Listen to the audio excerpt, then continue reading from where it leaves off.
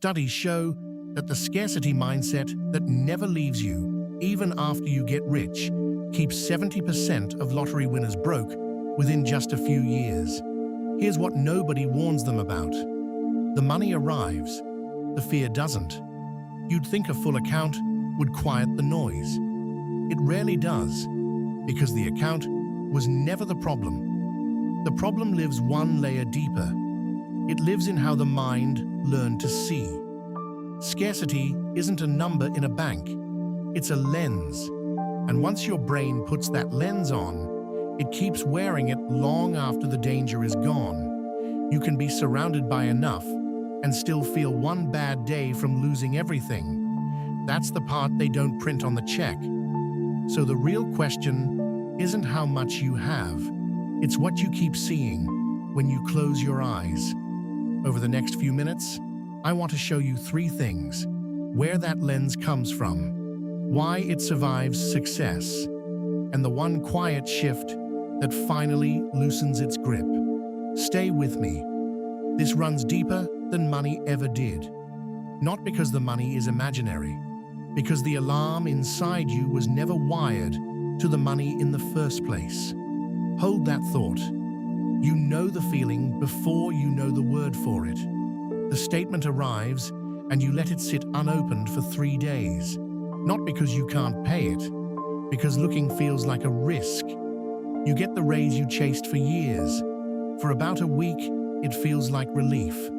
Then the new normal swallows it whole, and the tension returns.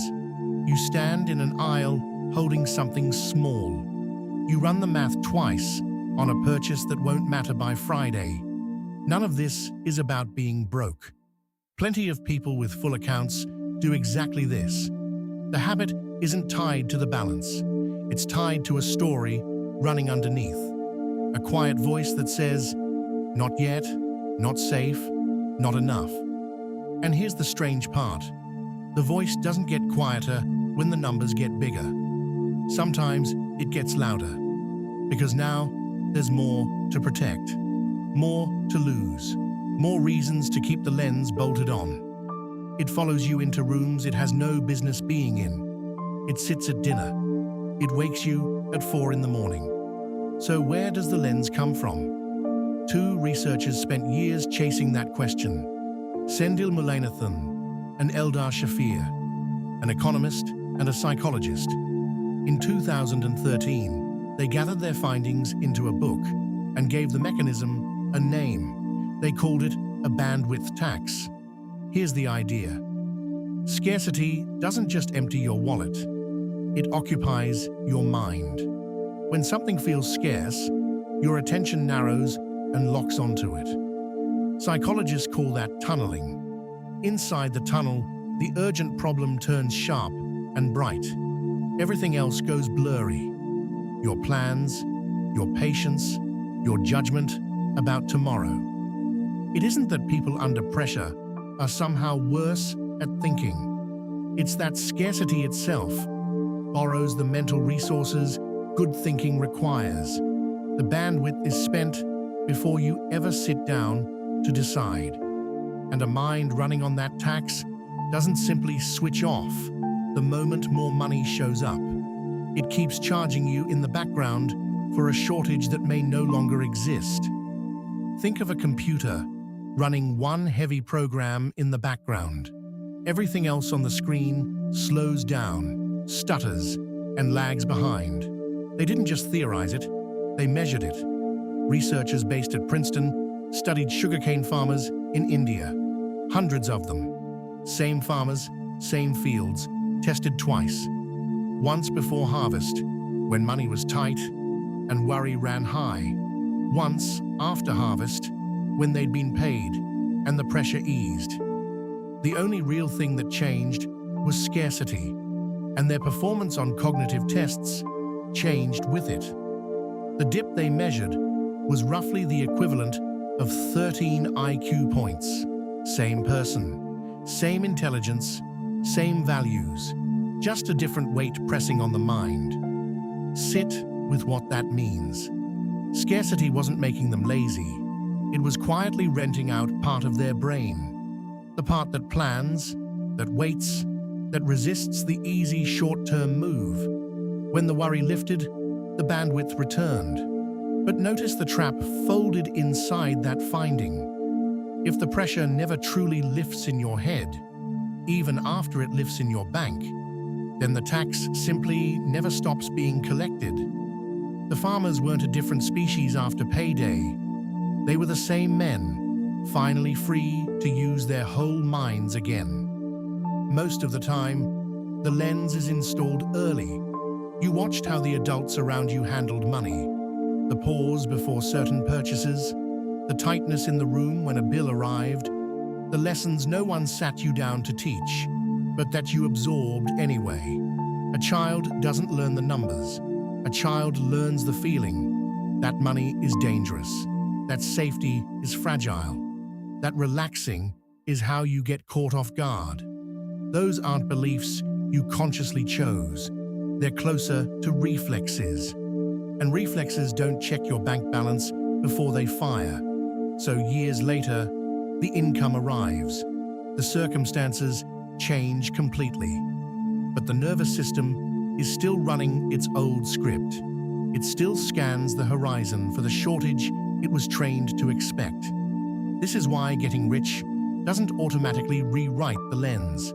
The money is new. The wiring underneath is old. And old wiring is patient. It waits for the quiet moments to speak up again. You inherited a survival tool and then kept it long after the winter it was built for had already passed. Now here's where it gets uncomfortable. Because the lens doesn't just make you anxious, it makes you expensive to be, and expensive to be around. Watch what scarcity does to a good decision. It shrinks your time horizon. A mind in the tunnel can't think in years. It can only think in right now. So it grabs the quick relief and pays for it later. It says yes to things it should refuse. It says no to things that would quietly compound. And this is the part that ties straight back to those lottery winners. It was never the size of the windfall that broke them. It was the size of the tunnel it landed in. Pour a fortune into a scarcity lens, and the lens doesn't dissolve. It just has more to distort. So the second question sitting underneath the first is this: what is the lens costing you quietly in the choices you don't even notice you're making? More money in a narrow mind is simply more fuel poured onto the same anxious fire, burning faster and hotter. Look closely at that cost. It rarely arrives as one dramatic mistake. It arrives as 1,000 small ones. The opportunity you passed on because it felt too risky when it wasn't. The rest, you never allowed yourself because stopping felt unsafe. The generosity you held back because giving felt like leaking. Scarcity turns a life into defense, and a life spent defending never gets built. You can earn far more and still feel poorer because the lens rescales everything you gain. There's always a bigger number to fear falling below, always someone holding more. The finish line slides forward the instant you reach it. This is the cruel arithmetic of the mindset. It promises that enough will finally feel like enough. It never delivers on that promise, because enough was never a quantity. It was a setting, and no amount of money reaches into your skull and flips that setting for you. That work has to be done from the inside. You end up guarding an empty vault, exhausted, while the real life you wanted keeps quietly passing by the door. Now watch a different mind work the very same problem. The person who tends to prosper isn't calmer because they have more. Very often, they built the calm first. They think in time, not in panic. They meet a choice and ask what it becomes in 10 years, not just how it feels tonight. They can hold a little discomfort now to protect a lot of freedom later. That's not a trait you're simply born with. It's a practiced posture. It's the tunnel, deliberately pried open. Where scarcity screams act now, This mind asks, calmly, is that actually true? It treats the urgent feeling as information, not as an order to obey. And here's the quiet thing about it. From the outside, that posture just looks like patience. But on the inside, it's a mind that isn't paying the bandwidth tax. It has room to think. And room to think is the real inheritance, the one no windfall can ever hand you. They aren't fearless. They've just stopped mistaking a feeling for a fact, and that single gap changes everything downstream. Watch it closely. So here's the truth. Almost no one says out loud. You don't have a money problem. You have an identity running quietly underneath the money. The bank balance is a scoreboard. The lens is the game. And people play the game they believe they're in. If underneath it all you still see yourself as someone one mistake from ruin, you will keep making the exact moves scarcity demands, no matter how the scoreboard happens to read. This is why the windfall keeps failing. It changes the number and leaves the identity untouched. And behavior always bends back toward identity, the way a stretched cord snaps back to rest. Change only the number, and the number drifts back. Change the identity, and the numbers follow it, slowly, quietly, permanently. That's the order almost everyone gets backward. They chase the amount and ignore the lens, and then they stand there, honestly puzzled, wondering why more somehow never became enough. The scoreboard can read anything at all. If the player still believes he's losing, he keeps playing scared. And an identity isn't declared, it's repeated. You don't decide once to become a calm person around money. You become it through 100 small moments where you chose the wider view over the tunnel. The pause before the panic purchase. The night you actually looked at the statement instead of hiding from it. The time you felt the old fear rise, and instead of obeying it, you simply watched it move through you. Each one is a vote. Not a vote for what you have, a vote for who you are becoming.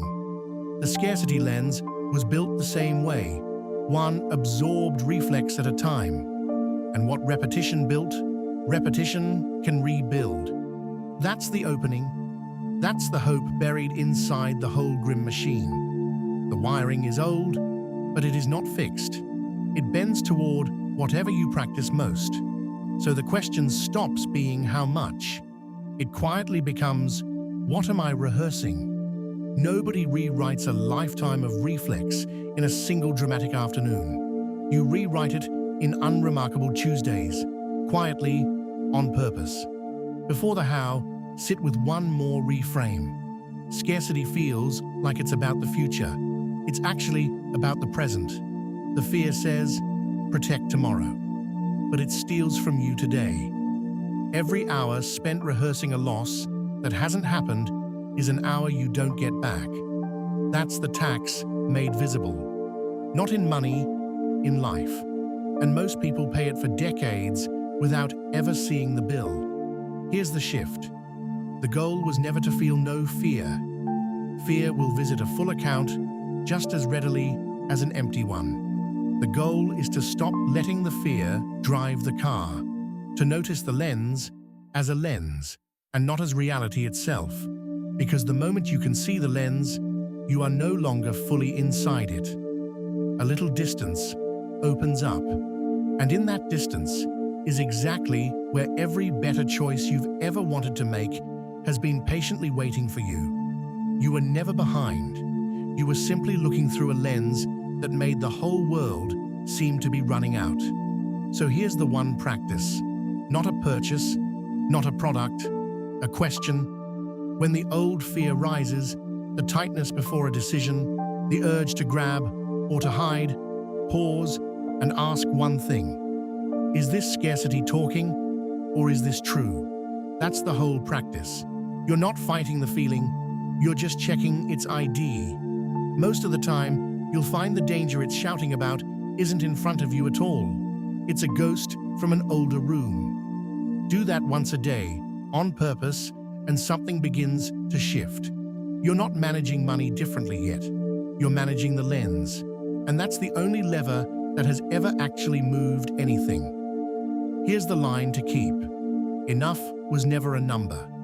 It was always a setting. Change the setting, and the same life stops feeling like a threat. The account didn't grow, the tunnel did.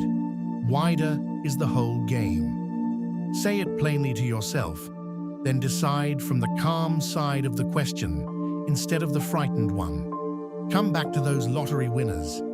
They didn't lose it because the money was too small. They lost it because it landed in a mind still built for scarcity.